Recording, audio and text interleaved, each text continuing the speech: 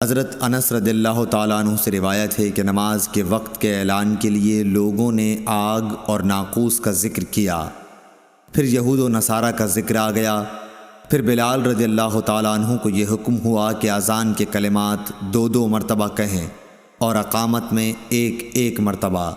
صحیح بخاری حدیث نمبر 603۔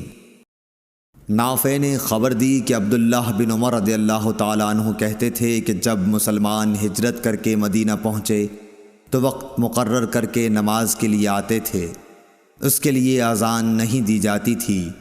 ایک دن اس بارے میں مشورہ ہوا، کسی نے کہا نصارہ کی طرح 1 گھنٹہ لے لیا جائے، اور کسی نے کہا کہ یہودیوں کی طرح نرسنگا بگل بنا لو، اس کو پھونک دیا کرو۔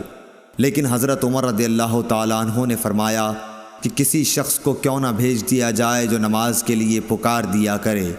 اس پر حضرت صلی اللہ علیہ وسلم نے اسی رائے کو پسند فرمایا اور بلال سے فرمایا کہ بلال اٹھ اور نماز کے لیے اذان دے۔ صحیح بخاری حدیث نمبر 604۔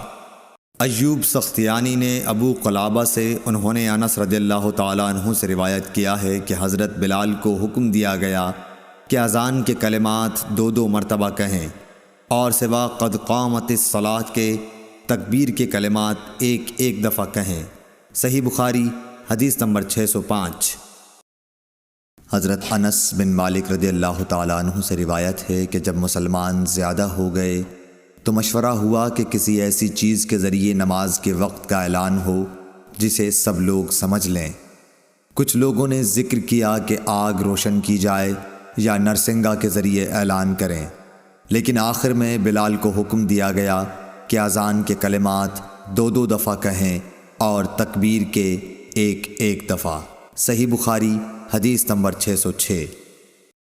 انس بن مالک رضی اللہ تعالیٰ عنہ سے روایت ہے کہ بلال کو حکم دیا گیا کہ اذان کے کلمات 2 دفعہ کہیں اور تکبیر میں یہی کلمات 1 دفعہ۔ اسماعیل نے بتایا کہ میں نے ایوب سختیانی سے اس حدیث کا ذکر کیا تو انہوں نے کہا مگر لفظ قد قامت الصلاۃ 2 دفعہ کہا جائے گا۔ صحیح بخاری حدیث نمبر 607۔ ابو ہریرہ رضی اللہ تعالیٰ عنہ سے روایت ہے کہ نبی صلی اللہ علیہ وسلم نے فرمایا جب نماز کے لیے اذان دی جاتی ہے تو شیطان بھاگتا ہوا بڑی تیزی کے ساتھ پیٹھ موڑ کر بھاگتا ہے تاکہ اذان کی آواز نہ سن سکے، اور جب اذان ختم ہو جاتی ہے تو پھر واپس آ جاتا ہے، لیکن جوں ہی تکبیر شروع ہوئی وہ پھر پیٹھ موڑ کر بھاگتا ہے۔ جب تکبیر بھی ختم ہو جاتی ہے تو شیطان دوبارہ آ جاتا ہے اور نمازی کے دل میں وسوسے ڈالتا ہے، کہتا ہے کہ فلاں بات یاد کر، فلاں بات یاد کر۔ ان باتوں کی شیطان یاد دہانی کراتا ہے جن کا اسے خیال بھی نہ تھا، اور اس طرح اس شخص کو یہ بھی یاد نہیں رہتا کہ اس نے کتنی رکعتیں پڑھی ہیں۔ صحیح بخاری حدیث نمبر 608۔ امام مالک نے عبد الرحمن بن عبداللہ بن عبد الرحمن بن ابی صعصعہ انصاری سے خبر دی، پھر عبد الرحمن مازنی اپنے والد عبداللہ سے بیان کرتے ہیں کہ ان کے والد نے انہیں خبر دی کہ حضرت ابو سعید خدری رضی اللہ تعالی عنہ صحابی نے ان سے بیان کیا کہ میں دیکھتا ہوں کہ تمہیں بکریوں اور جنگل میں رہنا پسند ہے، اس لیے جب تم جنگل میں اپنی بکریوں کو لیے ہوئے موجود ہو اور نماز کے لیے اذان دو تو تم بلند آواز سے اذان دیا کرو، کیونکہ جن و انس بلکہ تمام ہی چیزیں جو مؤذن کی آواز سنتی ہیں قیامت کے دن اس پر گواہی دیں گی۔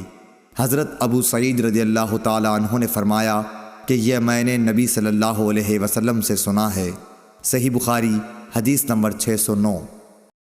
حضرت انس رضی اللہ تعالیٰ عنہ سے روایت ہے انہوں نے نبی کریم صلی اللہ علیہ وسلم سے کہ جب نبی کریم صلی اللہ علیہ وسلم ہمیں ساتھ لے کر کہیں جہاد کے لیے تشریف لے جاتے تو فوراً ہی حملہ نہیں کرتے تھے، صبح ہوتی اور پھر آپ انتظار کرتے، اگر اذان کی آواز سن لیتے تو حملے کا ارادہ ترک کر دیتے، اور اگر اذان کی آواز نہ سنائی دیتی تو حملہ کرتے تھے۔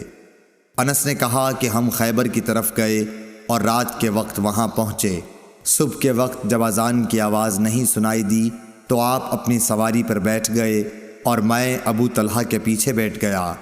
چلنے میں میرے قدم نبی صلی اللہ علیہ وسلم کے قدم مبارک سے چھو چھو جاتے تھے۔ انس نے کہا کہ خیبر کے لوگ اپنے ٹوکروں اور کدالوں کو لیے ہوئے اپنے کام کاج کو باہر نکلے تو انہوں نے رسول کریم صلی اللہ علیہ وسلم کو دیکھا اور چلا اٹھے کہ محمد واللہ محمد صلی اللہ علیہ وسلم پوری فوج سمیت آ گئے۔ انس نے کہا کہ جب نبی صلی اللہ علیہ وسلم نے انہیں دیکھا تو آپ نے فرمایا اللہ اکبر اللہ اکبر، خیبر پر خرابی آ گئی۔ بے شک جب ہم کسی قوم کے میدان میں اتر جائیں تو ڈرائے ہوئے لوگوں کی صبح بری ہوگی۔ صحیح بخاری حدیث نمبر 610۔